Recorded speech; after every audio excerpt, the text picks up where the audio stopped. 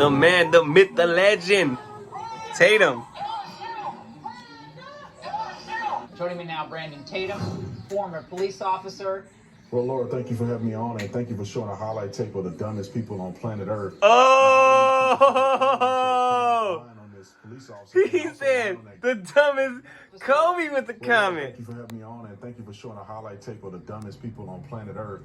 All of these people should be ashamed of themselves coming out lying on this police officer and also lying on that girl.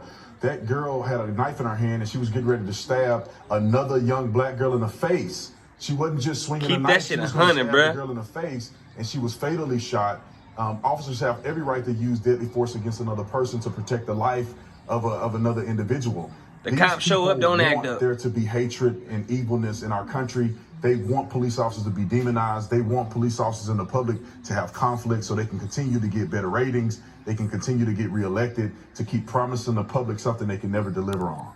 They seem almost disappointed, do they not?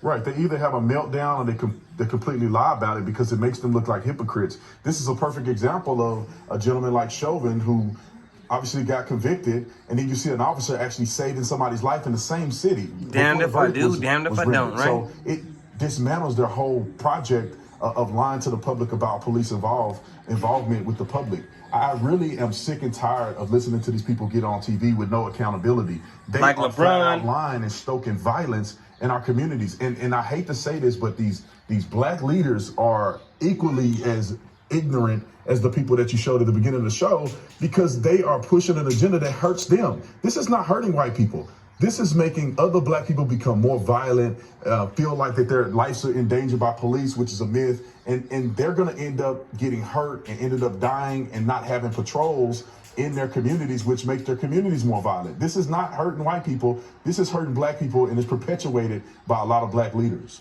Well, it's not hurting black celebrities either, is it? No, LeBron James is living on a high horse. He's in a multi-million-dollar house living around nothing but white people. Forgive me, Jesus. He is not affected by none of this violence. He could care less. And at the drop of a dime, he'll have white take off that Laker jersey, bro. We don't want you in LA. False claims, if there is some. So LeBron James and these wealthy people like the BLM co-founder living in $1 million houses, they don't care. They just want to push a virtue signal because they have nothing better to do. They're not educated enough to look at things from both sides, and they continue to want to push a narrative that's just not true. And I really wish they would be held accountable and at least ashamed of what they're doing to our country. Well, the truth.